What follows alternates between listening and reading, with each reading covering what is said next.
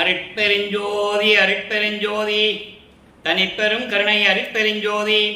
எல்லா உயிர்களும் இன்புற்று வாழ்க, வள்ளல் மலரடி வாழ்க வாழ்க. கொல்லா விரதம் குவள எல்லாம் ஓங்குக, நல்லோர் நினைத்த நலம் பெறுக, நன்றி நினைத்த எல்லோரும் வாழ்க இசைந்து. உலக மக்களே, அறிவார்ந்த அன்பர்களே, ஆண்மநேய ஒருமைப்பாடுடைய அன்பர்களே, அருட்பெருஞ்சோதி ஆண்டவருடைய திருவிளையாடலை பார்த்து கொண்டிருக்கிறோம்.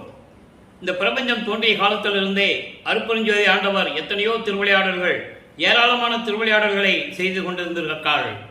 ஆனால் திருவெட்பாவிலிருந்து அருட்பெருஞ்சோதி ஆண்டவருடைய திருவிளையாடலை நாம் பார்த்து கொண்டிருக்கிறோம். கலியுகத்தினுடைய கடைசி கட்டத்தில், அதாவது 1823ஆம் ஆண்டு தொடங்கி 30/1/1874 இரவு 12 மணி வரையிலையும் அருட்பெருஞ்சோதியுடைய திருவிளையாடல் எப்படியெல்லாம் நடந்தது என்பதை வல்லற்பமானவர்கள், நமது பிள்ளை பெருமானவர்கள் அருளிய திருவெட்பாவிலிருந்தே பார்த்து கொண்டிருக்கிறோம்.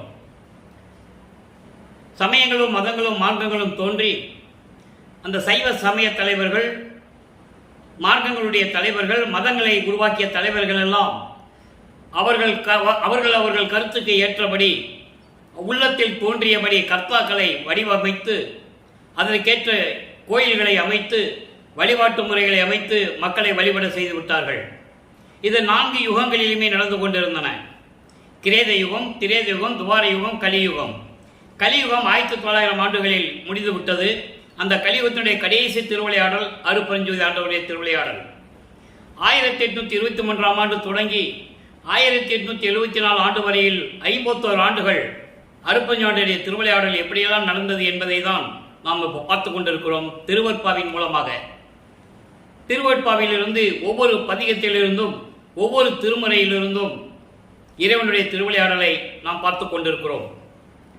இந்த காலங்கள் எல்லாம் முடிந்த பிறகு, யுகங்களுடைய காலங்கள், இந்த சமயங்கள் மதங்களுடைய கால அளவுகள் எல்லாம் முடியும் போது, உலக மக்களுக்கென்று ஒரு மார்க்கம் வேண்டும், அது சுத்த சன்மார்க்கம் என்ற நிலையை உருவாக்கி அருட்பெருஞ்சோதி ஆண்டவர் தன் மகன் கையில் ஒப்படைத்து, இந்த உலக மக்களை எல்லாம் சுத்த சன்மார்க்கத்தில் இணைத்து எல்லாருமே இன்புற்று வாழ வேண்டும் என்பதற்காகவும், சமரசமாக வாழ வேண்டும் என்பதற்காகவும் தன்னுடைய செல்வ பிள்ளையை ஒரு தாயின் வழியாக இந்த பூலோகத்திற்கே வருவிக்க செய்தார் அருட்பெருஞ்சோதி ஆண்டவர். இப்போ 1ஆம் திருமுறையிலே திருவருள் முறையீடிலிருந்து இந்த 51 ஆண்டுகளையும் 8 பிரித்து திருவிளையாடல் செய்து கொண்டிருக்கிறார் அருட்பெருஞ்சோதி ஆண்டவர்.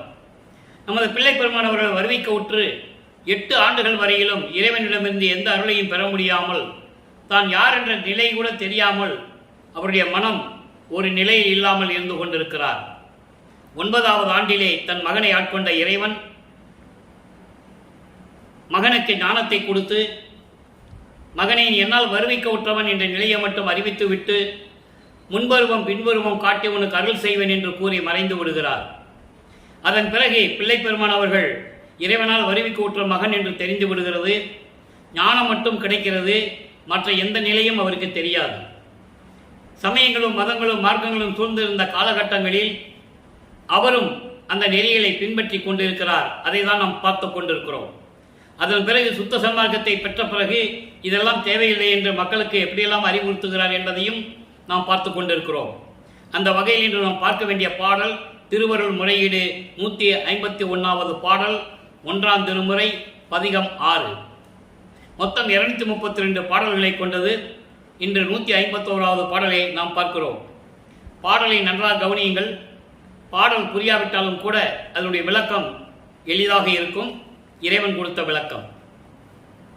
துடி வைத்த செங்கை அரசே, ஏன் ஒவ்வொரு திருமுறையிலிருந்தும் ஒரு பாடலிலிருந்து விளக்கம் சொல்லி இறைவனுடைய திருவிளையாடலை சொல்றேன்னு சொன்னால், ஏற்கனவே நான் விளக்கம் கொடுத்துருக்கேன்.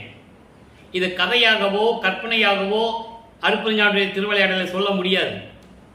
ஏன்னா பாடலில் தான் இருக்கு. அதனால ஒரு பாடலை சொல்லி விளக்கம் சொல்லி, அந்த காலகட்டத்தில் வள்ளல் பெருமான் எப்படி இருந்திருக்கிறார், இறைவனுடைய அருளை பெறாமல் எப்படியெல்லாம் மனவேதனை பட்டு கொண்டிருந்தார் என்பதை ஒவ்வொரு பாடலின் மூலமாக தான் சொல்ல முடியும். இப்போ 9வது ஆண்டிலிருந்து, அதாவது 2வது 8, 9வது ஆண்டிலிருந்து 16 ஆண்டுகளுக்குள் என்ன நடந்தது என்பதை ஒவ்வொரு பாடலின் மூலமாக நாம் பார்த்து கொண்டிருக்கிறோம். துடி வைத்த செங்கை அரசே, நல்லூரில் இறைவன் எப்படியெல்லாம் திருவிளையாடல் செய்தார் இதற்கு முன்னால் என்பதையும் ஒவ்வொரு பாடலிலே குறிப்பிடுகிறார். நல்லூரில் நின் தூ மலர் பொன்னடி வைத்த போது எங்கள் அப்பர் தன் சென்னியது குளிர்ந்தது. எப்படி வைத்ததோ இன்பம் யான் எண்ணும் தோறும் இப்பாவிக்கு மால் குடி வைத்த புன்தலை ஒன்றோ மனமும் குளிர்கின்றதே. இது பாடல்.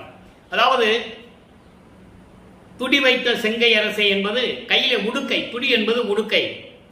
கையிலே உடுக்கை கொண்ட அரசனே, இறைவனே, நல்லூரில் பிறந்த திருநாவுக்கரசருக்கு அவர் தலைமையிலே திருவடியை வைத்து எப்படி அருளினாயோ அப்போ அவர் மனம் எப்படி குளிர்ந்திருக்கும். இறைவனுடைய அருளை பெற்றும் போது திருநாவுக்கரசருக்கு எப்படி அவருடைய மனம் குளிர்ந்திருக்கும். அதே நிலை போல அதெல்லாம் எண்ணும் போது இப்பாவிக்கு மால் குடி வைத்த புந்தலை ஒன்றோ மனமும் குளிர்கின்றது. அதெல்லாம் உன்னுடைய திருவிளையாடலை எண்ணி பார்க்கும்போது என் மனமும் மட்டுமல்ல, என் அறிவு மட்டுமல்ல, என் தலை மட்டுமல்ல, மனமும் மட்டுமல்ல, அதாவது குளிர்கின்றதே என்று கூறுகிறார். நல்ல கவனிக்கணும். சிவந்த கையில் உடுக்கையை வைத்துக் கொண்டிருக்கும் அரசே, நல்லூரில் உன்னுடைய அருள் உடைய தூய்மையான மலர் போன்ற பொன்னான திருவடியை திருநாவுக்கரசின் தலைமீது, அப்பரின் தலைமீது வைத்த போது எங்கள் அப்பரின் தலை குளிர்ந்தது எப்படியோ அந்த இன்பத்தை நான் நினைக்கும் போதெல்லாம் இந்த பாவிக்கு மாயைகளையும் மயக்கங்களையும் குடிகொண்டுள்ள அறிவில்லாத தலை மட்டுமல்ல மனமும் குளிர்கின்றதே. அதே போன்று எனக்கு நீ அருள வேண்டும், விரைவில் வந்து அருள்வாயாக என்று கூறுகிறார். இந்த நிலையை நல்லா கவனிக்கணும். திருநாவுக்கரசர் தலைமீது அடி வைத்த போது அவர் மனம் எப்படி குளிர்ந்ததோ அதே போன்று என் மனமும் குளிர்ந்து கொண்டிருக்கிறது என்று சொல்லுகிறார். இதே நிலையை இவர் திருவொற்றியூரிலே திண்ணையிலே ஒரு வீட்டு திண்ணையிலே படுத்திருந்த போது இறைவன் இவர் தலை மீது திருவடியை வைத்து அருள் கொடுப்பார். அந்த நிலையில நம்ம பார்த்திருக்கோம். இது இங்கு முறையீடு செய்கிறார், பின்னரே மகனுக்கு அதை கொடுக்கிறார் இறைவன். அதன் நிலைக்காக தான் இந்த பாடல் உருவாக்கப்பட்டது.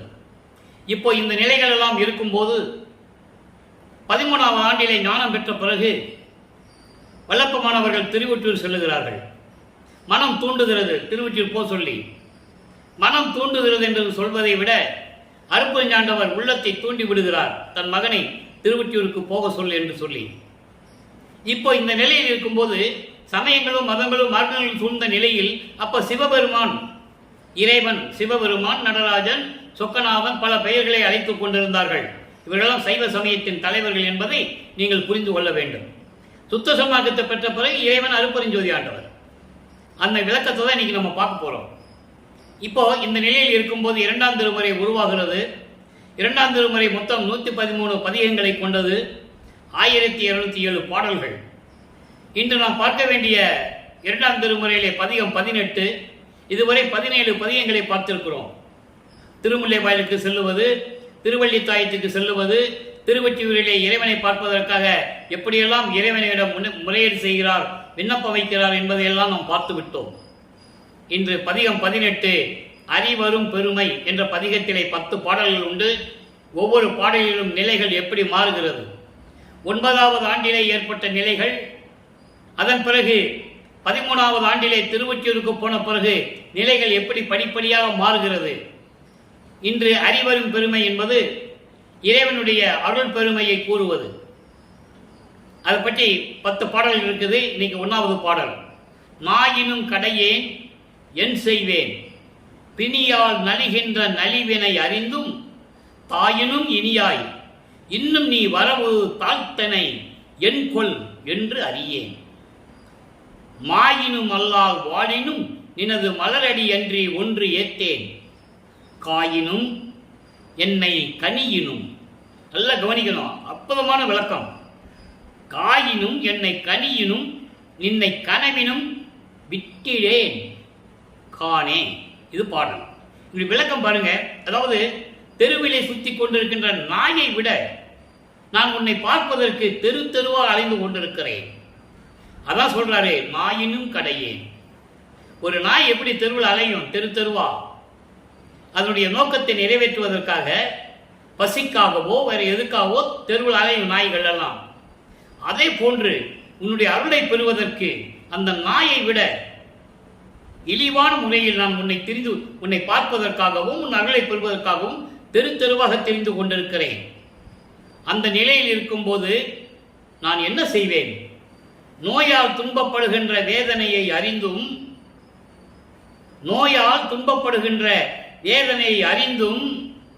தாயை விட அன்பானவனே.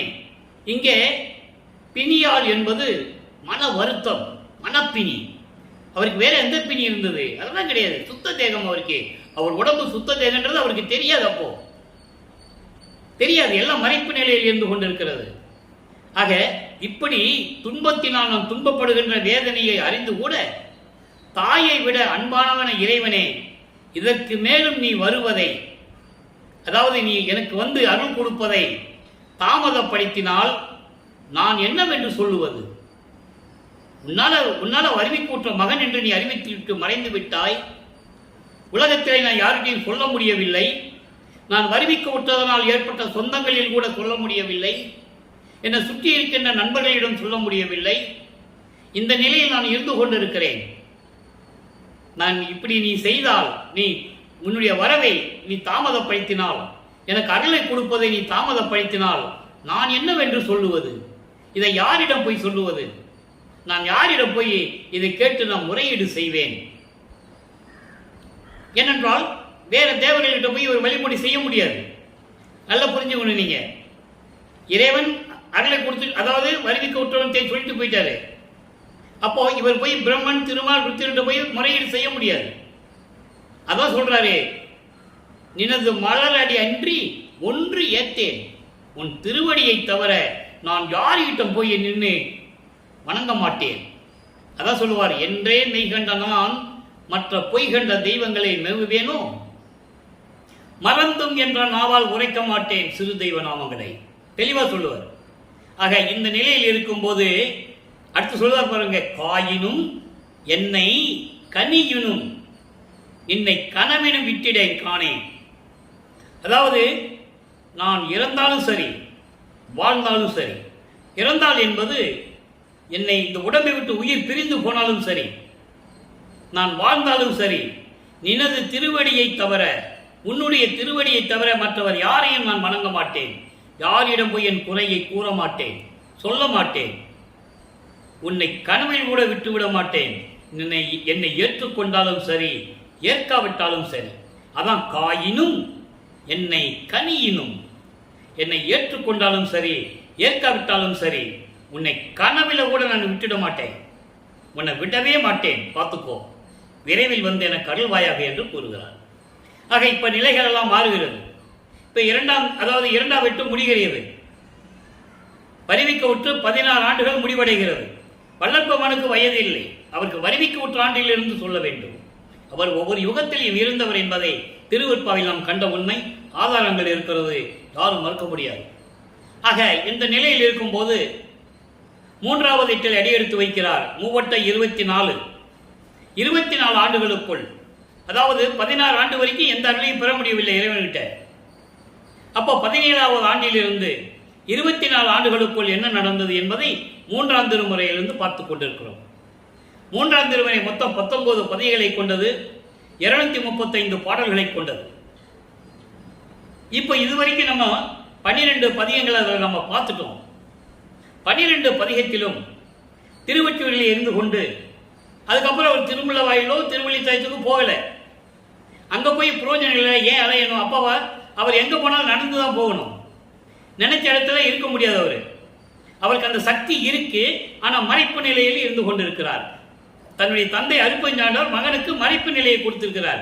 நினைச்ச இடத்துல இருக்கிற சக்தி ஆற்றலான அவருக்கு உண்டு. அந்த காலகட்டத்தில் அவர் நடந்துதான் போகணும் எங்க போனாலும். அதனால மனம் விட்டு, மனம் வெறுத்து, இனிமேல் திருவள்ளித்தாயத்துக்கோ திருமுல்லை வாயிலுக்கோ போக முடியாது என்று சொல்லி திருவொற்றியூருக்கு செல்லுகிறார். அங்கதான் 17வது ஆண்டிலிருந்து 24 ஆண்டுகளுக்குள் என்ன நடந்தது, இதுவரைக்கும் பார்த்த 12 பதியங்களுடைய ஒரு சுருக்கம். இவரை போய் திருவொற்றியூர்ல ரோட்ல நிற்கிறது, தியாகராஜ பெருமானை பார்க்கறது, எப்படியாவது திருவிழா வீதி வரும்போது அவரை பிடிச்சிடணும்னு அங்கே நிற்கிறது, இவரை நிற்கிறத பார்த்து அவர் காட்சி கொடுக்கறது இல்லை. அப்புறம் நாரையும் கிளிகளையும் தூது அனுப்புகிறாரு, எந்த விதமான பிரயோஜனம் இல்லை.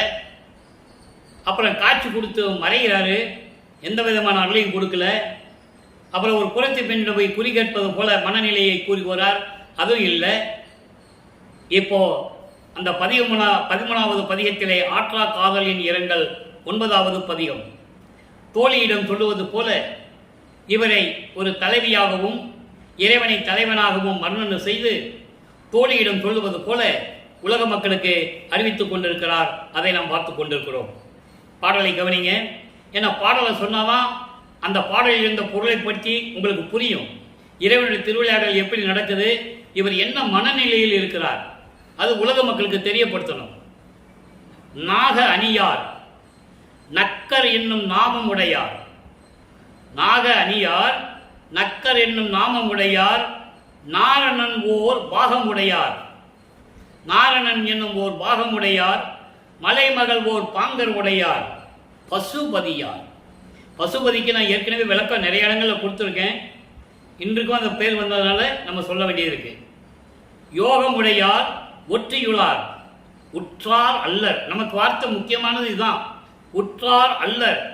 உரு மோக தாகம் ஒழியாது. என் செய்வேன் சகியே இனி நான் சகியேனே. என்னால் பொறுத்துக்கிட முடியல தோழின்னு சொல்றார். எப்படி? பாம்புகளை கழுத்தில் அணிந்து கொண்ட இறைவன் நக்கர் என்னும் நாமம் உடையார். நக்கர் என்பது பிச்சாண்டி, பிச்சை எடுக்கிற மாதிரி இருக்கிறது. அதாவது இடுப்புல கோமண துணி கட்டிக்கிறது. இடுப்புல கோமண துணி கட்டிட்டு பிச்சைக்கார மாதிரி இருக்கிறது. அதான் நக்கர் என்னும் பெயர் உடையவர் என்று சொல்லுகிறார். திருவள்ளித்தாயத்தில் அப்படிதான் இருப்பார் என்றதை நம்ம பாடலாம் பார்த்துட்டோம். நீ எனக்கு ஒரு கோமணம் துணி கொடு, நானும் கட்டிட்டு உன் பக்கத்தில் நிற்கிறேன், அப்போ நம்ம பிள்ளையும் கோமணம் துணி கட்டிட்டு நிற்கிறான்னு இந்த உலகம் சொல்லட்டும் அப்படின்லாம் சொல்லுவார். அற்புதமா இருக்கும். இந்த நிலையை உலக மக்களுக்கு யாருமே சொல்லவில்லை, வளர்ப்பு மண்ணுடைய நிலையை. அதுதான் வேதனையான விஷயம். 202 ஆண்டுகளாகிவிட்டது, முடிந்துவடைந்து விட்டது. அவர் இறைவனாகி கிட்டத்தட்ட 152 ஆண்டுகள் ஆகிவிட்டது. யாரும் அவருடைய நிலையை உலக மக்களுக்கு புரிய வைக்க முடியவில்லை. உண்மையான விளக்கங்களை யாரும் சொல்லவில்லை என்பதுதான் உண்மை. பொதுப்படையாக பேசினார்கள், அவ்வளவுதான். வள்ளலார் என்றால் சோறு போட சொன்னாரு. வள்ளலார் எப்படி இருப்பாரு, முக்காடு போட்டுக்கிட்டு இருப்பாரு, எப்படியெல்லாம் இருந்தாரு அப்படின்ற நிலையை யாரும் மக்களிடம் சொல்லவில்லை என்பதுதான் உண்மை. இப்போ அதுக்குள்ள விளக்கத்துக்குள் போக வேண்டாம், நமக்கு டைம் பாஸ் ஆயிடும். இப்போ அப்படிப்பட்ட இறைவன் நக்கர் என்ற பேருடைய இறைவன் நாரணன் ஓர் பாகம் உடையார். நாராயணனை அதாவது திருமாலை ஒரு பக்கம் உடையவர். அது சங்கரன் கோயில், தெற்கே சங்கரன் கோயில் என்ற ஊர் இருக்கிறது. அங்க போனீங்கன்னா தெரியும். அங்கே சங்கர நாராயணன் என்ற பெயரோடு ஒரு கோயில் இருக்கிறது. அதை இங்கு குறிப்பிடுகிறார். திருமாலை ஒரு பக்கமாக உடையவர். அதோடு மட்டுமல்ல, மலைமகள் உமையாலை ஒரு பக்கம் உடையவர் பசுபதியார். அவருக்கு ஏன் பசுபதினு பேர் வந்தது? பசு என்பது மலங்கள் சூழ்ந்த ஆன்மா. இந்த ஆன்மா என்ன பண்ணுமா, தந்திரமாக பதியோடு போய் சேர்ந்துடும். ஏன்னா மலங்கள், அந்த ஆன்மாவிற்கு இந்த மலங்களை சுத்தப்படுத்த வேண்டும். ஆணவம், கண்மம், மாயை, மாமாய துரோதை என்ற மலங்களை சுத்தப்படுத்தினாலும் ஆன்மா சுத்தமாகும். அப்போ பசு பதியோட தந்திரமாக இணைந்து கொள்ளும் போது பதி ஏற்றுக்கொள்ளுகிறார். காரணம், அந்த ஆன்மாவை சுத்தப்படுத்த வேண்டும் என்பதற்காக. அதனால்தான் அவருக்கு பசுபதி என்ற பெயர் வந்தது. அவன், அவள், அது என்று சொல்லுவார். அகவலிலே நீங்கள் தெரிந்து கொள்ளலாம். அவன் என்பது இறைவன், அவள் என்பது பசு, அது என்பது ஜடப்பொருள், பாசம். பாசத்துக்கு உருவம் கிடையாது, ஜடப்பொருள். அதனால பசுபதியார் என்ற பெயர் பெற யோகம் உடையவர். திருவொற்றியில் இருக்கின்ற இறைவன் உற்றிலார் அல்லர், இன்னும் உற்றார் அல்லர், இன்னும் என்னிடம் சேரவில்லை. 24 ஆண்டுகள் வரையிலும் நான் இறைவனிடம் எப்படியாவது அருளை பெற்றுக் கொள்ள வேண்டும் என்ற நிலையில் இருக்கும் போது இறைவன் இன்னும் என்னிடம் சேரவில்லை. ஒரு மோகம் தாகம் தளியாது. காதலின் தாக்கம், காதலின் தாக்கம் அவர் சேரவில்லை என்றால் எப்படி ஒளியும்? ஒளியாது. என் செய்வேன் என் தோழியே, என்னால் பொறுத்து கொள்ள முடியவில்லை என் தோழியே, இனி நான் சகியேனே, இனிமேல் நான் பொறுத்து கொள்ள முடியாது என் தோழியே என்று சொல்லுகிறார். பாடலுடைய மைய கருத்து உலக மக்களுக்கு தெரியப்படுத்துவது என்னவென்றால், உலக மக்களே, நான் ஒரு தாயின் வழியாக இந்த பூலோகத்திற்கு வருவிக்க உற்று 24 ஆண்டுகள் வரையிலும் எந்த விதமான அருளையும் பெற முடியவில்லை. வெளியே யாரிடமும் சொல்ல முடியவில்லை. அதனால்தான் இந்த பாடலை மறைமுகமாக அருளி இருப்பது. அந்த உண்மையை நீங்க புரிஞ்சுக்கணும். அப்போ அந்த நிலையில் இருக்கும்போது இப்படிப்பட்ட இறைவன், பாம்புகளை கழுத்தில் அணிந்து கொண்ட இறைவன், பிச்சாண்டி என்று பெயருடைய இறைவன், திருவொற்றில் இருக்கின்ற இறைவன், நாராயணனை ஒரு பக்கம் கொண்ட இறைவன், உமையாலை ஒரு பக்கம் கொண்ட இறைவன், அப்படியெல்லாம் இருக்கின்ற இறைவன் இன்னும் என்னிடம் வந்து சேரவில்லை, என்னுடைய காதல் தாகத்தை இன்னும் தீர்க்கவில்லை. அவர் வரவில்லை என்றால், அவர் வந்து என்னோடு கலந்து கொள்ளவில்லை என்றால் எப்படி என் அந்த தாகம் ஒளியும், தீரும், தீராது என் தோழியே அப்படின்னு சொல்லுவது போல உலக மக்கள் சொல்லுகிறார். உலக மக்களே, நான் இந்த நிலையில் இருந்து கொண்டிருக்கிறேன். 24 ஆண்டுகள் வரையிலும் இறைவனிலிருந்து எந்த அருளையும் பெற முடியாமல் இப்படியெல்லாம் இருந்து கொண்டிருக்கிறேன் என்பதற்காகத்தான் திருவெட்பாவை நமக்கு அருளினார்கள். அதோடு பிரபஞ்சத்தின் உண்மைகளையும், ஏற்கனவே இறைவன் செய்த திருவிளையாடல்களையும் அதை சிவபெருமான் என்று சொல்லுவார். சுத்த சன்மார்க்கத்தை பெற்ற பிறகுதான் அருப்பெருஞ்சோதி என்று சொல்லுவார். அந்த நிலையை தான் நம்ம இன்னைக்கு பார்க்க போறோம். நல்லா கவனிச்சுட்டு வாங்க. ஆக 3வது 8 வரைக்கும் வல்லப்பமானவர்கள் வருவிக்க உற்று 24 ஆண்டுகள் வரைக்கும் இறைவனிடமிருந்து எந்த அருளை பெற முடியவில்லை என்பதை தெளிவாக திருவெட்பாவிலிருந்து நாம் பார்த்து கொண்டிருக்கிறோம். இனிமேல் இறைவனுடைய திருவிளையாடல் எப்படி நடக்கிறது என்பதை பார்க்க போகிறோம். இப்போ வல்லப்பமானவர்கள் 4வது 8 அடியெடுத்து வைக்கும் போது, அதாவது 25வது ஆண்டிலிருந்து 32 ஆண்டுகளுக்குள், அந்த 8 ஆண்டுகளுக்குள் என்னென்ன நிகழ்வுகள் நடந்தன, எப்படியெல்லாம் மகனை ஆட்கொண்டார், எப்படி திருவிளையாடல் நடந்து கொண்டிருந்தன என்பதை அருட்பிரகாச மாலை பாடல் மூலமாக நாம் பார்த்து கொண்டிருக்கிறோம். அருட்பிரகாச மாலை மொத்தம் 100 பாடல்களை கொண்டது. இதுவரை 75 பாடலுடைய விளக்கங்களை பார்த்திருக்கிறோம். இன்றைக்கு 76வது பாடல். இந்த பாடலை பார்ப்பதற்கு முன்னால் 27வது ஆண்டில் வருவிக்க உற்று நமது பிள்ளை பெருமானவர்கள் வருவிக்க உற்று 27வது ஆண்டில் தனக்கோடி அம்மையாருக்கு திருமாங்கல்யம் பூட்டி, அதாவது தாலி கட்டி மனைவியாக ஏற்றுக்கொண்ட பிறகு அந்த அம்மாவுக்கு மோட்ச வீட்டை காட்டி விமோசனத்தை கொடுத்தது. உலகியலில் வாழ்வதற்காக அல்ல. அதை நல்லா புரிஞ்சுக்கணும். புராணங்களிலும் காவியங்களிலும் சொல்லப்பட்ட திருவிளையாடல்களை எல்லாம் கூறினார்கள். நான் எப்பவுமே திருவெட்பாவையை பற்றி பேசும்போது மற்ற நூல்களை பற்றி நான் பேசுவதில்லை. இருந்தாலும் மக்களுக்கு ஒரு எடுத்துக்காட்டு கூற வேண்டும் என்பதற்காக ஒரே ஒரு நிகழ்வு மட்டும் நான் கூறிக்கொள்ள விரும்புகிறேன். இந்திரனால் பாதிக்கப்பட்ட அகலிகை என்ற ஒரு அழகான பேரழகி அவனுடைய முனிவருடைய வேடத்தில் போய் அந்த பெண்ணோடு உறவு செய்து கொண்டு வந்து விட்டதனால் முனிவருக்கு தெரிந்து அந்த முனிவர் சாபம் விடுகிறார் அகலியை, நீ கல்லாக போக கடவுது என்று சொல்லி இந்திரனுக்கு சாபம் கொடுக்கிறார். ஆக அதன் விமோசனம் எப்படி என்று கேட்கும்போது, கிரேத யுகத்திலே ராமனுடைய பாதம் அந்த கல்லின் மீது பட்டால் நீ உருவம் எடுத்துக் கொள்வாய் என்று ஒரு நிகழ்ச்சி, ஒரு சாப விமோசனத்தை கூறுவார். அதே போன்று திரேத யுகத்திலே ராமன் பட்டவனை அகலிகை உருவம் எடுத்து வருவாள். இந்த நிகழ்ச்சியெல்லாம் புராணங்களில் உண்டு.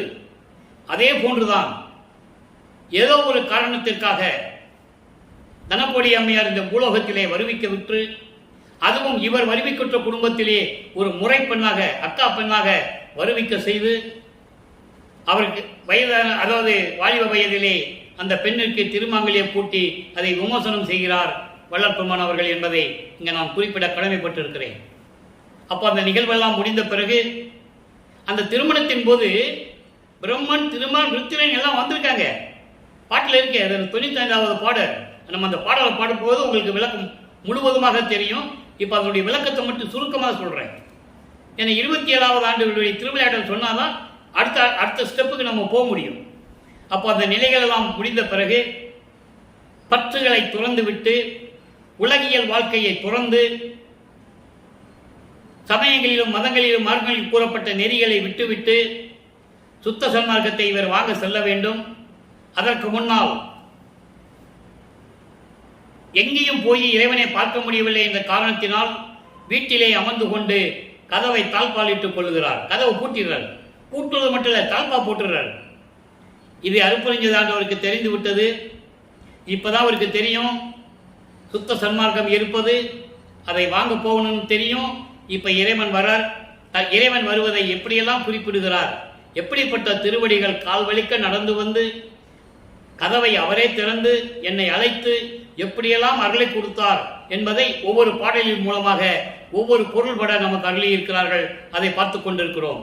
இன்றைக்கு 76வது பாடல். நல்லா கவனிங்க. முதல்ல பாடலை சொல்லிடுறேன், அப்புறம் விளக்கம் சொல்றேன். மகமதிக்கும் மறையும் மறையான் மதிக்கும் அயனும் மகிழ்ந்த அயனான் மதிக்கும் நெடுமாலும் நெடுமாலான் மிக மதிக்கும் ருத்திரனும் ருத்திரனால் மதிக்கும் மேலவனும். இங்க என்ன சொல்றாருன்னா 5 பதத்தலைவர்களை சொல்லுகிறார். 5 தொழில்களை செய்யக்கூடிய பதத்தலைவர்கள், கடவுளர்கள் அல்ல, பதத்தலைவர்கள். இறைவனால் அருட்பெருஞ்சோதி ஆண்டவரால் படைக்கப்பட்ட பதத்தலைவர்கள். பிரம்மன், திருமால், ருத்திரன், மகேஸ்வரன், சதாசிவம். பிரம்மன் படைக்கும் தொழிலை செய்கிறவன், திருமால் காக்கும் தொழிலை செய்கிறவன், ருத்திரன் அழித்தல், மகேஸ்வரன் மறைத்தல், சதாசிவம் அருளல். இப்படி 5 தொழில்களை செய்யக்கூடிய தலைவர்களை இங்கு குறிப்பிடுகிறார். ருத்திரனால் மதிக்கும் மேலவனும் அவன் மதிக்க விளங்கும் சதாசிவனும். இந்த 5 பேரை சொல்லிட்டாரா? தகமதிக்கும் தோறும் அவர் உள்ளத்தின் மேலும் தலைமேலும் மறைந்து உறையும் தாழ் மலர்கள் வருந்த.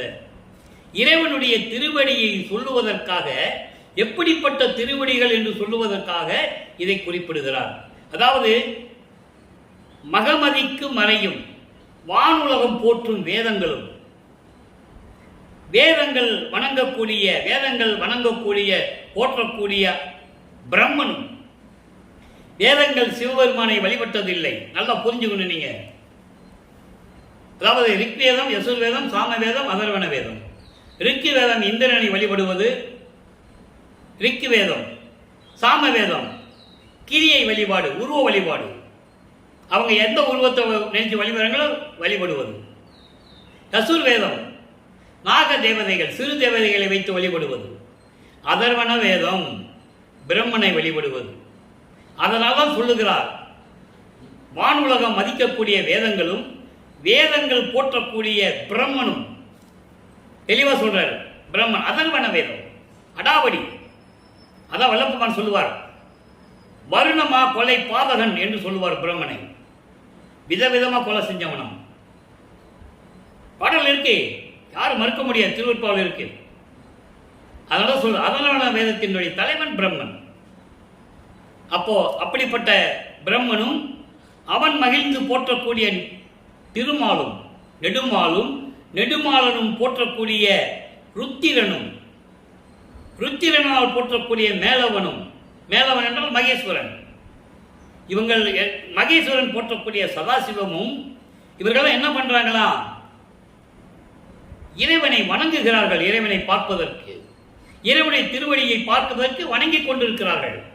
அதை ஒரு பாடலிலே சொல்லுவார். அந்த பாடலின் விளக்கத்தில் நாம் பார்த்திருக்கிறோம். இருந்தாலும் இன்று அதை விளக்கம் சொல்ல வேண்டியிருக்கிறது. வானிருக்கும் பிரம்மரும் நாரணரும் பிறரும் மாதவம் பன்னாட் புரிந்து மணிமான நடுவே தேனிருக்கும் மலரின் மேல் பலிக்கரையினுள் திருவடி சேர்த்து அருளுகை என செட்டி வருந்திடவும். உன் திருவடியாவது நாங்கள் வணங்கணும்னு சொல்றாங்களாம். வானுலகத்தில் இருந்த பிரம்மன், திருமால், ருத்திரன், மகேஸ்வரன், இந்திரன் போன்றவர்கள், சத்தர்கள், சத்திர்கள் என்ன பண்றாங்கன்னா, ஒரு இருக்கையை தயார் செய்து மலர்களால் அலங்கரிக்கப்பட்டு ஒரு பளிங்கு அறையிலே வைத்து, இறைவா உன்னுடைய திருவடியை இதை வை, நாங்கள் வணங்கிக் கொள்ளுகிறோம் என்று சொல்லுகிறார்களாம். அதை தான் நீங்க குறிப்பிடுகிறார். இவர்களெல்லாம் போற்றக்கூடிய இறைவன் எப்படி இருக்கிறாரா? மறைந்து கொண்டிருக்கிறார். அவரவர்கள் உள்ளத்தில், அவர்களுடைய உள்ளத்திலும் அறிவிலும் தலைமேலும் என்று சொல்கிறார். அவருடைய உள்ளத்திலும் அறிவிலும் மறைந்து உறைந்து கொண்டிருக்கின்ற, மறைந்து கொண்டிருக்கின்ற அப்படிப்பட்ட திருவடிகள் வருந்த நடு இரவிலே நடந்து வந்து, மகிழ்வோடு நடந்து வந்து, அகமதிக்க நடந்து என்று சொல்கிறார்.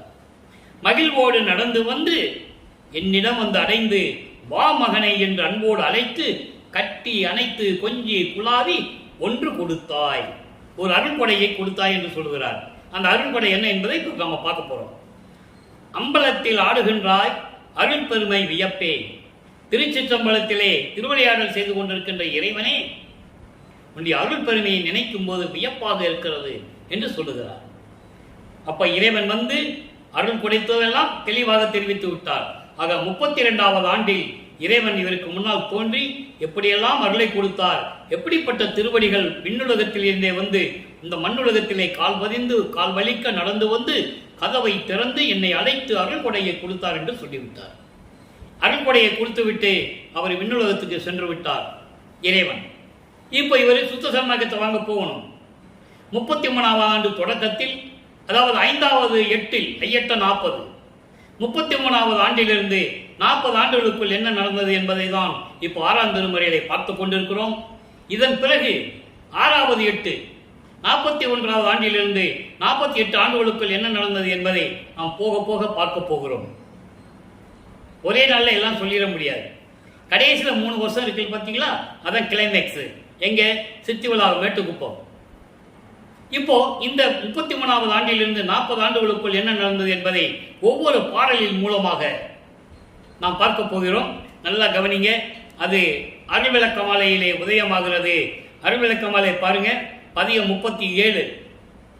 இன்னைக்கு 96வது பாடல், 92வது பாடல். நல்லா கவனிங்க. காலையிலே எந்தனக்கே கிடைத்த பெரும் பொருளே, காலையிலே எந்தனக்கு கிடைத்த பெரும் பொருளே. காலையிலன்னா காலையில் கிடைக்கிறது இல்லை, நல்லா கவனிக்கணும் நீங்க. அது நூல் விளக்கம். இறைவன் கொடுத்த சுத்த சன்மார்க்க விளக்கம் வேற. காலையிலே எந்தனக்கே கிடைத்த பெரும்பொருளே கலிப்பே, என் கருத்து அகத்தே கனிந்த நறுங்கனியே, மேலையிலே இம்மையிலே ஒருமையிலே தவத்தாலே மேவுகின்ற பெரும் பயனாம் விளைவையெல்லாம் தர்மசாலையிலே. நல்லா கவனிக்கணும். தர்மசாலையிலே. தர்மசாலை என்பது எப்படிப்பட்ட விளக்கம் என்பதை நீங்கள் இப்போ நான் விளக்கம் கொடுப்பேன், நீங்கள் தெரிஞ்சுக்கிங்க. தர்மசாலையிலே ஒரு பகலில் தந்த தனிப்பதியை, சமரச சன்மார்க்க சங்க தலை அமர்ந்த நிதியை, மாலையிலே சிறந்த மொழி மாலை அணிந்து ஆடும் மா நடத்து என் அரசே என் மாலையும் அணிந்தருளே. இது பாடல். இப்போ அந்த பாடலிலே விளக்கம் பாருங்க. காலையிலே என்பது 3 பிரிவா சொல்லணும். ஏன்னா மறைப்பு நிலை இருப்பதற்கு முன்னாலே நடந்ததை ஒரு தாயின் கருவறையிலே இருக்கும் போது நடந்த திருவிளையாடலை சிதம்பரத்திலே தில்லை தளத்திலேயே திரை தூக்க தரிசித்த போது வேய்வகை மேல் காட்டாதே எந்தனக்கே வெளியாய் காட்டிய மெய் உறவா மெய்ப்பொருளை என்ற விளக்கத்தை அப்போ சுத்த சன்மார்க்கத்தை பெற்ற பிறகுதான் சொல்லுகிறார். அதற்கு முன்னால் மறைப்பு நிலை. இந்த காலையிலே என்பது 3 பிரிவு. ஒரு தாயின் கருவையிலே பிண்ட வடிவத்திலே இருக்கும்போது அந்த கருவறையிலே முதலாக தந்தையை சந்திக்கிறார். கருவறை இருட்டாக இருக்கு சொல்லும்போது அருட்பெருஞ்சோதி ஆண்டவர் தன் மகனுக்கு அங்கே போய் ஒளி காட்டுகிறார், வெளிச்சத்தை காட்டுகிறார். நமது குழந்தை இறைவன் சிரித்து மகிழ்கிறார். சொல்றார், சிரித்து மகிழ்கிறார். பசி என்று சொல்லும்போது அருளமுதம் ஊட்டுகிறார். கருவிலேயே அருளமுதம் உண்டவர் ஏன் மக்களிடம் சொல்லவில்லை? நினைச்சு பாருங்க. ஒரு திருஞான சம்பந்தர் அவரே சொல்றார், வல்லற்பெருமான் 3.5 வயதிலே 3.5 அகவையிலே உமையாளிடம் அருள்பால் அணிந்து அருள்பால் குடித்து ஞானம் பெற்றவர் திருஞான சம்பந்தர் என்று சொல்லுகிறார். அதை உலக மக்களிடம் சொன்னார்கள். உலக மக்கள் நம்பினார்கள், சொன்னார்கள், நம்பினார்கள். இவர் இதை சொல்லவில்லை. கருவறையிலே அருளமுதம் உண்டதை சொல்லி இருந்தால் வல்லற்பெருமானை ஒரு சாதாரண மானிட பிறவி என்று நினைத்திருக்க மாட்டார்கள். அதன் பிறகு கூட துறவி என்று சொன்னார்கள், தமிழ் துறவி என்று சொன்னார்கள், ஞானி என்று சொன்னார்கள், பகுத்தறிவாளர் என்று சொன்னார்கள், சீர்திருத்தவாதி என்று சொன்னார்கள், பதிப்பாசிரியர், பாடலாசிரியர், வசனகர்த்தாவர் என்று சொன்னார்கள். இறைவன் என்று யாரும் சொல்லவில்லை என்பதே தான் வேதனையான விஷயம். அப்ப அந்த காலையிலே என்பது அங்க நடந்த விஷயம். அதன் பிறகு குழந்தை பருவத்திலே தில்லையிலே அங்கே சிதம்பர ரகசியம் தன் மகனுக்கு அருட்பெருஞ்சோதி ஆண்டவர் வெளியாக காட்டியது. அதன் பிறகு 9வது ஆண்டிலே ஆட்கொண்டது. காலையிலே என்பது 3 விதமாக இதை நாம் எடுத்துக்கொள்ளலாம். இளம் வயதிலே, கருவிலே, குழந்தை பருவத்திலே. அதான் சொல்றாரே, காலையிலே எந்தனக்கே கிடைத்த பெரும்பொருளே கழித்தே பேரின்பமே என் கருத்தகத்தை கனிந்த நறுங்கனியே என் உள்ளத்திலே கலந்து கொண்டு எனக்கு அருட்பெருஞ்சோதியாய் காட்சி கொடுத்த இறைவனே, மேலையிலே இம்மையிலே, மேலையிலே விண்ணுலகிலேயும் சரி, இம்மையிலே என்பது பூலோகத்திலையும் சரி, இன்மையிலே, விண்ணுலகத்திலும் பூலோகத்திலும் ஒருமையிலே, பேரின்ப நிலையிலே, தவத்தாலே மேவுகின்ற பெரும் பயனாம் பெருவாழ்வான அருளை எல்லாம் தர்மசாலையிலே, தர்மசாலை என்பது சுத்த சன்மார்க்க நெறியிலே நீதியோடும் நேர்மையோடும் இயற்கை உண்மை விளக்கத்தோடும் இருக்கின்ற சுத்த சன்மார்க்க நெறியிலே ஒரு பகலிலே அருப்பெருஞ்சோதியை எனக்கு தந்த தனிப்பதியை. இதுதான் தர்மசாலையிலே ஒரு பகலிலே தந்த தனிப்பதியை என்பதற்கு விளக்கம். எத்தனையோ விளக்கம் கூறியிருக்கிறார்கள், நம்ம இல்லை என்று சொல்ல முடியாது. அவர்கள் கருத்துக்கேற்றபடி விளக்கத்தை கூறியிருப்பார்கள். இது இறைவன் கொடுத்த விளக்கம், இது தனியான விளக்கம், அற்புதமான விளக்கம். அதை நீங்க நல்லா புரிஞ்சுக்கணும். அடிக்கடி சொல்லுவாரு, சாலையிலே சாலையிலே என்று திருவூர்பாவிலே 6ஆம் திருமுறையிலே நிறைய இடங்களிலே வரும். சாலை என்பது சுத்த சன்மார்க்க நெறி, அந்த வீதியிலே என்று கூட சொல்லுவார். சுத்த சன்மார்க்க வீதியிலே, வீதியிலே நான் நடந்தேன் என்று சொல்லுவார். அந்த வீதியிலே என்பது சுத்த சன்மார்க்க நெறி. அப்படி சுத்த சன்மார்க்க நெறியை அருப்பெருஞ்சோதியம் தந்த எனது தனிப்பெரும் பதியே, சமரச சன்மார்க்க சங்க தலை அமர்ந்த நிதியே. சமரச சன்மார்க்க சங்கத்தின் தலை அமர்ந்த என்பது தலைவன். சமரச சுத்த சன்மார்க்க சங்கத்தின் தலைவன் அருள் செல்வமே. சுத்த சன்மார்க்கத்தை தலைவனாக ஏற்றுக்கொண்டு நடத்தி கொண்டிருக்கின்ற இறைவனே, மாலையிலே சிறந்த மொழி மாலை அணிந்து, மாலையிலே என்பது மனம் மகிழ்ந்து, அன்பர்கள் சுத்த சன்மார்க்க அன்பர்கள் எல்லாம் மனம் மகிழ்ந்து பாடுகின்ற பாடல்களையும் அவர்கள் வைக்கின்ற விண்ணப்பங்களையும் முறையீடுகளையும் ஏற்றுக்கொண்டு திருவிளையாடல் செய்து கொண்டிருக்கின்ற இறைவனே, நான் சொல்லுகின்றவையும் ஏற்றுக்கொண்டு எனக்கு அருள வேண்டும் என்று கூறுகிறார். இது அந்த பாடலுடைய பொருள். ஆக ஒரு தாயின் கருவறையிலே இருந்து 9 ஆண்டுகள் வரையிலும் நான் யார் என்று தெரியாத நிலையில் இருந்தபோது என்னை ஆட்கொண்டாய். அதன் பிறகு 32 ஆண்டுகள் வரையிலும் எந்தவித நிலையிலும் இல்லாமல் இருந்தபோது நீ என்னை தேடி வந்து எனக்கு அருளை கொடுத்தாய் என்று சொல்லுவதை தான் காலையிலே என்று சொல்லுகிறார். நல்லா புரிஞ்சுக்கணும் நீங்க. அப்படி இப்படிப்பட்ட நிலையில் இருக்கும்போது அருள் விளக்கமாலை இந்த பாடலிலே விளக்கம் தரும்போது என்னையும் ஏற்று என் அருளையும் ஏற்று அருள வேண்டும் என்று சொல்லும் போது விண்ணுலகத்திலிருந்து மகனை பார்க்க வருகிறார். தந்தையும் மகனும் உரையாடுகிறார்கள். அப்போ தந்தையிடம் மகன் சொல்லுகிறார், இனிமேல் உன்னுடைய பிரிவை என்னால் ஏற்றுக்கொள்ள முடியாது, என்னால் பொறுத்து கொள்ள முடியாது. வருகிறாய், நான் கூப்பிடும்போது வருகிறாய், அருளை கொடுக்கிறாய், சென்று விடுகிறாய். இந்த நிலையில் இருக்கும்போது பிரிவு ஆற்றாமை என்ற பதிகம் உருவாயிற்று. இன்று 10வது பாடல். இதுவரை 9 பாடல்களை பார்த்திருக்கிறோம். இன்னைக்கு 10வது பாடல். நல்ல கவனிங்க.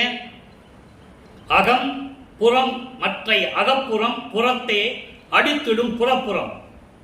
பிண்டங்களிலும் சரி அண்டங்களிலும் சரி அகம் அகப்புறம், புறம் புறப்புறம் உண்டு. பிண்டங்களிலே என்பது உயிரினங்கள், அதிலே அகம் என்பது ஆன்மா, அகப்புறம் என்பது ஜீவன், புறம் என்பது அந்த கரணங்கள், மனம் சித்தம் புத்தி அகங்காரம். புறப்புறம் என்பது ஐம்பொறிகள், கண் காது மூக்கு வாய்மை.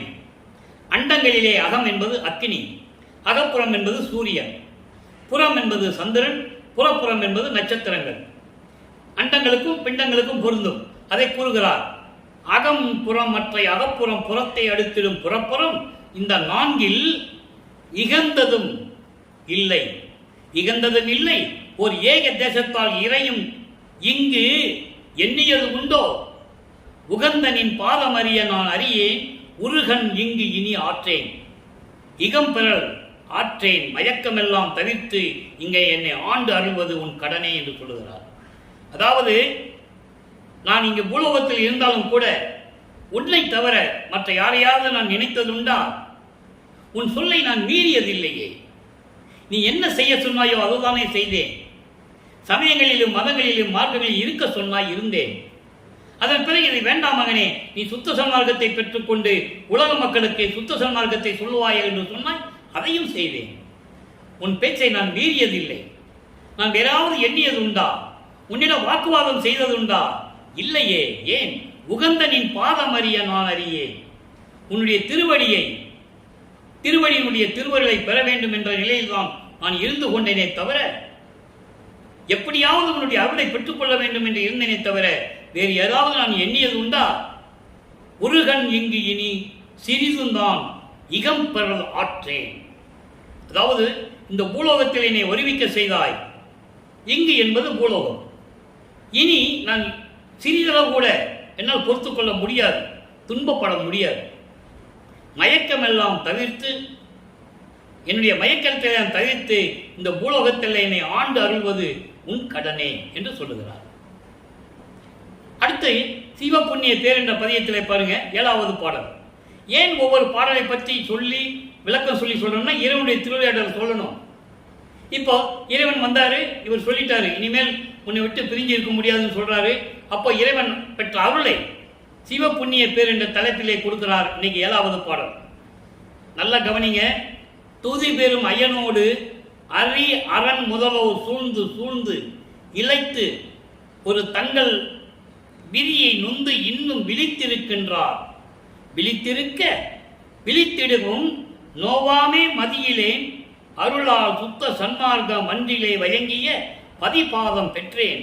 எனக்கு இது போதும் பண்ணிய தவம் பலித்ததுவே. அதாவது பிரம்மனும் திருமாலும் ருத்திரனும் உன்னுடைய திருவடியை பார்த்து எப்படியாவது வணங்கிவிட வேண்டும் என்பதற்காக தேடி தேடி அலைந்து இழைத்து போய் மனம் நொந்து போய் அவர்கள் விதியை நொந்து கொண்டு இருந்து கொண்டிருக்கிறார்கள், இன்னும் காத்து கொண்டிருக்கிறார்கள். அப்படி காத்து கொண்டிருக்க நோவாமே, இந்த நோவாமே என்ற வார்த்தைக்கு நிறைய விளக்கங்கள் உண்டு. நான் சுருக்கமாக சொல்லுகிறேன், ஏன்னா விளக்கமாக சொன்னால் நேரம் பற்றாது. நோவாமை என்பது அதாவது ஒரு கடலுக்கு அடியில் போயோ, மலைக்கு உள்ள புகையில போயோ, இல்லை கீழே தீயை வளர்த்து மேலே ஊசி பலகையை போட்டு ஒத்த காலில் நின்னோம், இந்த உடம்பு உணவின்றி உறக்கமின்றி புலர்ந்து எலும்பு புலப்பட ஓம்பி ஐம்பொறி ஓம்பி இந்த பொன்னான உடம்பை வருத்தி சாப்பிடாம தூங்காம எதுவுமே நீர் கூட அருந்தாமல் எலும்பு தெரிகிற மாதிரி இந்த உடம்பை வச்சுக்கிட்டு எத்தனையோ பேர் தவம் இருந்திருக்கான். ஆனால் நான் அப்படி செய்வதில்லை. நோகாமல். நோகாமல் என்ன? எந்த விதமான வலியும் இல்லாமல், எந்த விதமான இடர்பாடு இல்லாமல் நோவாமே இந்த மதியிலே அருளால் உன்னுடைய அருளால் சுத்த சன்மார்க்க மன்றிலே வழங்கிய பதம் பெற்றேன். சுத்த சன்மார்க்க தலைவனாகிய இறைவனே, உன்னுடைய திருவடிகளை நான் பற்றி கொண்டேன். நோவாமல், எந்த விதமான கஷ்டப்படாம நான் பற்றி கொண்டேன். எனக்கு இது போதும் பண்ணிய தவம் பழித்ததுவே. இப்போ நோவாமன்னு சொல்லிட்டார்ல, அதுக்கு விளக்கம் சொல்லணும். சன்மார்க்க நிலையில சொல்றாரு 72 பதியத்தில் இதுக்கு பதில். அதுக்கு தான் நான் ஏற்கனவே சொல்லியிருக்கேன். திருவுற்பாவையில் ஒவ்வொரு விளக்கத்துக்கும் ஒரு கனெக்டிவிட்டி உண்டு. அந்த கனெக்டிவிட்டி இறைவன் கொடுத்தாதான் அந்த விளக்கத்தை சொல்ல முடியும். இங்க சொல்லிட்டார்ல, நோவாம நான் என்ன பண்ணேன், சுத்த சன்மார்க்க தலைவனாக உன்னுடைய திருவடியை நான் பற்றி கொண்டேன், நான் பண்ணிய தவம் பலித்தது, இது போதும் என்று சொல்லுகிறார். இப்ப அந்த பாடல் பாருங்க, சன்மார்க்க நிலையில பாடலே. நோவாத நோன்பு என்னை போல் நோற்றவரும், எஞ்ஞான்றும் சாதாவரம் என்னை போல் சார்ந்தவரும், தேவானின் பேரருளை என்னை போல் பெற்றவரும் எவ்வுலகில் யார் உலர் சற்றே அறை என்று கேட்கிறார். அறை என்பது சொல்லுன்னு அர்த்தம். தந்தையிடம் கேட்கிறார், நீ ஏகப்பட்ட திருவிளையாடல்களை செஞ்சவன் இந்த பிரபஞ்சத்தில் எனக்கு தெரியும், என்னையே நீ தெருவில் நிற்க வச்சவன் தானே. இந்த விளக்கெல்லாம் இந்த பாடலில் உண்டு. அது சூட்சமமான விளக்கங்கள். என்னையும் தெருவில் நிற்க வச்சவன் தானே நீ. உன் மேல எனக்கு சந்தேகம் இருக்குது. என்ன மாதிரி யாருக்காவது நீ அருளை கொடுத்துருக்கியா? நோவாமல் நோன்பு என்னை போல் நோற்ற வரும். நான் கடலுக்கு அடியில் போகல, மலைக்கு அடியில் போகல, புகைக்குள்ள போகல, தீய வளர்த்து மேலே நிற்கல, நான் உண்ணமின்றி உறக்கமின்றி நான் இல்லை. இதே மாதிரி என்னை போல கஷ்டப்படாம நோவாமல் நோன்பு தவம் இருக்கின்றவர்கள் யாராவது இருந்திருக்கிறார்களா சொல்லு. அதோடு மட்டுமல்ல, எஞ்ஞான்றும் சாதாவரம் என்னை போல் சார்ந்தவரும், எக்காலத்திலும் சார முடியாத அதை மரணமில்லா பெருவாழ்வில் இருக்கின்ற யாருக்காவது நீ அருளை கொடுத்துருக்கியா? என்ன தவிர நீ யாருக்காவது கொடுத்துருக்கியான்னு கேட்கிறாரு. அப்ப அதுக்கு பதில் அங்கே இருக்கு, அகவல்ல இருக்கு, அருட்பெருஞ்சோதி அகவல்ல. சாவா நிலை இது தந்தனம் உனக்கே ஆவா என்று அருளிய அருட்பெருஞ்சோதி. எப்படி அழகா சொல்றாரு பாருங்க. இங்க கேள்வி கேட்கிறாரு, பதில் அகவல்ல அருட்பெருஞ்சோதி ஆண்டவர் மகன் கிட்ட சொல்றாரு, இல்லை மகனே, உனக்கு மட்டும் தான் நான் கொடுத்துருக்கேன், வேற யாருக்கு இந்த பிரபஞ்சத்தில் கிடையாது. அவன் எத்தனை அவதாரங்கள் எடுத்தாலும் சரி, பிறந்து இறக்க வேண்டும், பிறக்க வேண்டும், சாக வேண்டும், சாக வேண்டும், திரும்பி பிறக்க வேண்டும். அதான் வல்லப்பெருமான் சொல்லுவார், செத்து செத்து பிறக்கும் இந்த தேவர்களை நான் மதிக்க மாட்டேன் என்று சொல்லுவார். அவர்களெல்லாம் என் முன் வழியிலர் என்று சொல்லுவார். எனக்கு நிகரானவர்கள் இல்லை என்று சொல்லுவார். திருவற்பாவை உண்டு, யாரு மக்களிடம் சொல்லலை, அதனால யாருக்கும் தெரியாது. ஆதாரங்கள் உண்டு. இங்கே பேசக்கூடிய கருத்துக்கள், விளக்கங்கள் எல்லாமே திருவற்பாவில் இருந்து அருளப்பட்டவை, இறைவனால் அருளப்பட்டவை. திருவற்பா இறைவனால் அருளப்பட்டது. மற்றதெல்லாம் மனிதர்களால் பிறந்து இறைவனுடைய அருளை பெற்று இறைவனுடைய அருளால் இயற்றப்பட்டது. ஆனால் திருவற்பா அப்படி அல்ல, இறைவனாலவே இயற்றப்பட்டது. அதான் திருவற்பாவினுடைய சிறந்த அம்சம். ஆக நோவாமல் நோம்பு என்னை போல் யாருக்காவது கொடுத்துருக்கியான்னு கேட்கிறாரு. அதோடு மட்டுமல்ல, என்னை போல் யாருக்காவது அருளை கொடுத்துருக்கியான்னு கேட்கிறாரு. யாரும் இல்லை மகனே, எல்லாமே உனக்கு தானே கொடுத்துருக்கேன், வேறு யாருக்குமே கிடையாது என்று அகவல்லே பதில் சொல்லுவார். ஆக இப்படியெல்லாம் இருக்கின்ற இறைவனே, யாராவது இருந்தால் நீ சொல்லு என்று கேட்டு இந்த நிலையை நமக்கு அருளி இருக்கிறார்கள். அடுத்து பாருங்க, சிவானந்த பற்று 7வது பாடல் 73வது பதிகம். தன்னேர் இல்லா தலைவா சிற்றம்பலம் தன்னில் என்னை இன்னே அடைக்குவித்து இன்ப அருவாய், இதுவே தருணம் அன்னே என்னை பெற்ற அப்பா என்று உன்னை அடிக்கடியே சொன்னேன், முன் சொல்லுகின்றேன், பிற ஏதும் துணிந்திலேனே. இது பாடல். அதாவது தன்னகிரில்லா தலைவனே, சுத்த சன்மார்க்க தலைவனே, திருச்சிற்றம்பலத்திலே இருந்து கொண்டு என்னை இன்றே நீ ஆட்கொள்ள வேண்டும். அடக்கு வைத்தனா ஆட்கொள்ள வேண்டும். இன்றே என்னை ஆட்கொண்டு இன்ப அருள்வாய், இதுவே நல்ல நேரம். அம்மா அப்பா, என்னை பெற்ற அப்பா என்று உன்னை நான் அடிக்கடி சொல்லியிருக்கிறேன், இப்பவும் உன் முன்னால் சொல்லுகிறேன். எப்படி சொல்றாரு பாருங்க, அடிக்கடி நான் சொல்லிட்டு இருக்கேன், இப்போ உன் முன்னால சொல்றேன். இதுக்கு எதுக்கு என்ன தைரியம் இருக்க வேண்டிய அவசியம் இல்லை, துணிவு இருக்க வேண்டிய அவசியம் இல்லை. துணிவோட சொல்லுவேன், யாருக்கு பயப்பட வேண்டிய அவசியம் இல்லை. இது தவிர வேறு எனக்கு சொல்ல வேற தெளியில்லை, வேற வழி இல்லை என்று சொல்லுகிறார். அடுத்து பாருங்க, நற்றாய் கூறல் என்ற ஒரு பதிகம். இந்த பதிகம்லாம் ரொம்ப அருமையான பாடல்கள், யாரும் புரிஞ்சு மக்கள்கிட்ட சொல்லலை. நற்றாய் கூறல் என்பது ஒரு தாய் மகளை பற்றி சொல்லுவது. அதாவது 4 திருமுறை வரைக்கும் நம்ம ஏற்கனவே பார்த்திருக்கோம். சமயங்களிலும் மதங்களிலும் மார்க்கங்களில் இருக்கும்போது ஒரு தாய் மகளிடம் சொல்லுவது போல ஒரு பதிகத்தை நாம் பார்த்திருக்கிறோம். எவராவது சிவபெருமானை காதலிக்கிறாள், காதலி, அந்த நிலையை வல்லப்பெருமான் சொல்லுவார்.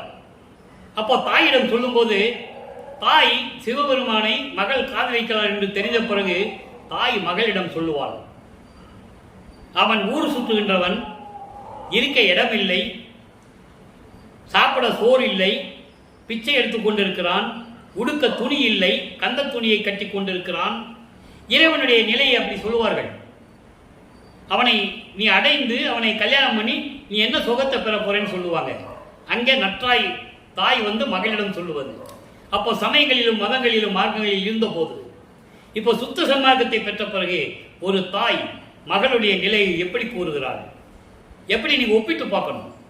அங்கே இருக்கும்போது எப்படி நடந்தது, இப்போ சுத்த சன்மார்க்கத்தை பெற்ற பிறகு ஒரு தாய் மகளை பற்றி என்ன சொல்லுகிறாள், அதன் மூலம் உலக மக்களுக்கு எப்படி தெரியப்படுத்துகிறார் வல்லற்பெருமான். அதை நீங்க நல்லா கவனிச்சுக்கிட்டே வாங்க. பொன் செய் நின் வடிவை புணர்ந்திட நினைத்தேன், பொங்கியது ஆசை மேல் என்றால், என் செய்வேன் என்னையும் விழுங்கியது, ஐயோ என்னளவு என்று கான் என்றால், கொன் செய்யும் உலகர் என்னையும், எல்லாம் கவனிக்கணும், கொன் செய்யும் உலகர் என்னையும் உனது குறிப்பையும் குறித்திலார் என்றால், வன் செய்யும் வாய் ஓய்வது என்று என்றால் வரத்தினால் நான் பெற்ற மகளே. தாய் சொல்லுகிறாள் மகளை பற்றி. இப்போ பாருங்க விளக்கம் எப்படி வருதுன்னு பாருங்க. இப்போ வல்லபெருமான் என்ன சொல்றார், உலக மக்களுக்கு என்ன சொல்றார்? பொன் செய்யும் நின் வடிவை புணர்ந்திட நினைத்தேன், பொங்கியது ஆசை மேல். ஆசை பொங்கியது, உன்மேல் ஆசை பொங்கியது. எதுக்காக? உன்னுடைய சுத்த தேகத்தோடு கலந்து கொள்ள வேண்டும் என்று நினைத்து உன்மேல் ஏற்பட்ட காதலினால் ஆசையினால் என் மனம் பொங்கியது. வல்லபெருமான் சொல்றார், உலக மக்களுக்கு தெளிவுபடுத்துகிறார். உலக மக்களே, இறைவனோடு சுத்த தேகத்தோட கலந்து கொள்வதற்கு அவர் மேல் எனக்கு ஆசை பொங்கியது. மா காதலினால் அந்த ஆசை ஏற்பட்டது சொல்லிட்டாரா? அடுத்த 2 வரி பாருங்க. என் செய்வேன் என்னையும் விழுங்கியது. நான் என்ன செய்ய முடியும்? என்னை விழுங்கி விட்டது. ஆசை பொங்கி வலிந்து விழுங்கி விட்டது. ஐயோ என்னளவு என்று கான் என்றால் எந்த அளவுனே தெரியாது, அளவிட முடியாத அன்பு மா காதலினால் இந்த ஆசையெல்லாம் பொங்கியது. இறைவனோடு கலந்து கொள்ள வேண்டும் என்று நான் நினைத்தேன். அதற்கு பிறகு சொல்றார் பாருங்க, பொன் செய்யும் உலகர் என்னையும் உனது குறிப்பையும் குறித்திலார் என்றார். பொன் செய்யும் உலகர் சமயங்களிலும் மதங்களிலும் மார்க்கங்களில் இருந்து கொண்டு தீய செயல்களை செய்து கொண்டிருப்பவர்கள். நல்ல கவனிக்க, அதான் பொன் செய்யும் உலகர் என்று சொல்லுகிறார். வீணாக பொழுதை கழித்து கொண்டு மதங்களையும் மார்க்கங்களையும் சமயங்களையும் சார்ந்து கொண்டு உன்னை வணங்காமல் நல்ல நெறியில் இல்லாமல் அப்படிப்பட்ட இருக்கின்ற உலக மக்கள் என்னையும் உனது அருள் தன்மையையும் நினைத்து கூட பார்க்காமல் இருந்து கொண்டிருக்கிறார்கள். தெளிவா சொல்ற, அதான் நடந்து கொண்டிருக்கிறது. சுத்த சன்மார்க்க காலம் தொடங்கி 202 ஆண்டுகள் ஆகிவிட்டது. யாருக்கு தெரியும் சுத்த சன்மார்க்கத்தை பற்றி? யாரு சொன்னாதானே தெரியும். சும்மா பொதுப்படையாக பேசினார்கள். சுத்த சன்மார்க்கத்தை பற்றி பொதுப்படையாக பேசினார்கள். சுத்த சன்மார்க்க நெறிகளை மக்களிடம் சொல்ல வேண்டும். சுத்த சன்மார்க்கத்தினுடைய முக்கிய நெறிகள் இறைவன் ஒருவனே என்ற ஒரு நிலை, உருவ வழிபாடு கூடாது என்ற நிலை, அதன் பிறகு கொலையும் கொலையும் தவிர்த்திருக்க வேண்டும். உயிர்களை கொலை செய்வது, அந்த கொலை செய்த பிணங்களை துர்நாற்றம் பிடித்த அந்த உடம்பை உண்ணுவது, சங்கற்ப விகற்பங்களில் ஈடுபடுவது, சமயங்களிலும் மதங்களிலும் மார்க்கங்களில் கூறப்பட்ட சங்கற்ப விகற்பங்களில் ஈடுபடுவது. அப்படி என்றால் அந்த வைஷ்ணவ சமயம் இருந்தாலும் சரி, சைவ சமயத்தில் இருந்தாலும் சரி, அவங்க குறியீடுகள் உண்டு. சைவ சமயத்தை சேர்ந்தவர்கள் திருநீர் பூசுவது, சந்தனம் இடுவது, வைணவ சமயத்தை சேர்ந்தவர்கள் நாமம் இடுவது, அதில் எத்தனையோ வகைகள் உட்பிரிவுகள் எல்லாம் உண்டு. அதுக்குள்ள நம்ம போக வேண்டாம். இப்படிப்பட்ட நிலையில் இருந்து கொண்டிருக்கிறார்கள். அவர்கள் எல்லாம் என்னையும் சரி, உன்னுடைய அருள் நிலையையும் சரி நினைத்து கூட பார்ப்பதில்லை. தெளிவா சொல்ற, குறித்திலார் என்றால் நினைத்து கூட பார்ப்பதில்லை. வன் செய்யும் வாய் ஓய்வது என்று இப்படியெல்லாம் பேசிக் கொண்டிருக்கின்ற, வீணாக பேசிக்கொண்டு வீண் பொழுது கழித்துக் கொண்டிருக்கின்ற அவர்களும் பேசாமல் இருப்பது எப்பொழுது? இறைவனிடம் கேட்கிறார், அவங்க பேசாமல் இருப்பது எப்போது என்றால், வரத்தினால் நான் பெற்ற மகளே. ஒரு தாய் மகளிடம் சொல்லுவது போல உலக மக்களுக்கு இந்த செய்தியை வல்லபெருமான் அவர்கள் அருளி இருக்கிறார்கள் என்பதை தெளிவாக பார்த்து விட்டோம். இங்க சொன்னது உலக மக்களுக்காக, அந்த உலக மக்களுக்கு தெளிவுபடுத்த வேண்டும். இப்படியெல்லாம் உலக மக்கள் இருந்து கொண்டிருக்கிறார்கள். அவர்களெல்லாம் இதெல்லாம் விட்டு சுத்த சன்மார்க்கத்துக்கு வர வேண்டும். அதான் சொல்றாரு, என்னையும் உனது அருள் தன்மையையும் யாரும் நினைப்பதில்லை. அதுதான் அங்க இருக்கின்ற விஷயம். ஆக எல்லாரையும் சுத்த சன்மார்க்கத்துக்கு வல்லபெருமான் அழைத்துக் கொண்டிருக்கிறார். இறுதியாக இந்த நிலைகளெல்லாம் எப்படி நடந்தது என்பதை 112வது பதிகம் மெய்யருள் வியப்பு என்ற பதிகத்திலே ஒரு விளக்கம் இருக்கிறது. அதை சொல்ல நான் கடமைப்பட்டிருக்கிறேன். மெய்யருள் வியப்பு 49வது பாடல். அருளாம் பெரிய வெளிக்குள், அருளாம் பெரிய வெளிக்குள் ஜோதி வடிவ நாகியே. அருளாம் பெரிய வெளி என்பது சுத்த சிவஞான வெளி. சுத்த சிவஞானி வெளி என்பது சமயங்களையும் மதங்களையும் மார்க்கங்களையும் கடந்த வெளி. சமயங்களும் மதங்களும் மார்க்கங்களும் 12 நிலைகளுக்குள் அடங்கிவிட்டன. முன்னாங்க 12. ஞானசரி எழுந்து தொடங்குகிறது சுத்த சன்மார்க்கம், மரணமில்லா பெருவாழ்வு. ஞானசரியை ஞான கிரியை, ஞானத்தில் யோகம், ஞானத்தில் ஞானம். இந்த 16வது நிலைதான் சுத்த சிவஞான வெளி. அதாவது பரவெளி, பரம்பரவெளி, பராபரவெளி. இது மூணும் சுத்த தேவம், புரண தேவம், ஞான தேகத்தை உடையது. அதன் பிறகு பெருவெளி, பெருசுகவெளி. இப்ப இந்த வெளிகள் எல்லாம் கடந்து அந்த வெளிக்கு போகணும், சுத்த சிவஞான வெளிக்கு. அங்க போய் தான் வல்லப்பமானவர்கள் தந்தையிடமிருந்து சுத்த சன்மார்க்கத்தை பெறுகிறார். அது பாடல்களிலே உண்டு, எல்லா விளக்கங்களும் உண்டு. அந்தங்களை கடந்து அருப்பெருஞ்சோதி அட்டகத்திலே உண்டு. தத்துவங்களை தனித்தனியாக கடந்தேன், தத்துவாதீத நிலையில் சித்தியல் முழுதும் தெரிந்தேன், அவை மேல் சிவநிலையை தெரிந்திட சென்றேன். இங்க இருக்கிறவங்க என்ன சொன்னாங்க? வல்லப்பமானவர்கள் எங்க போய், அதாவது வள்ளலார் எங்கே போயிருப்பாரு, ஒரு 3 மாசம் கழிச்சு தான் வருவார், எங்க போனான்னு யாருக்கு தெரியும்?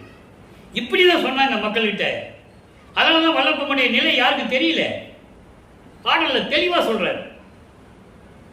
நான் அங்கே போனேன், சுத்த சிவஞான வெளிக்கு போனேன், அந்தங்களை எல்லாம் கடந்து போனேன்.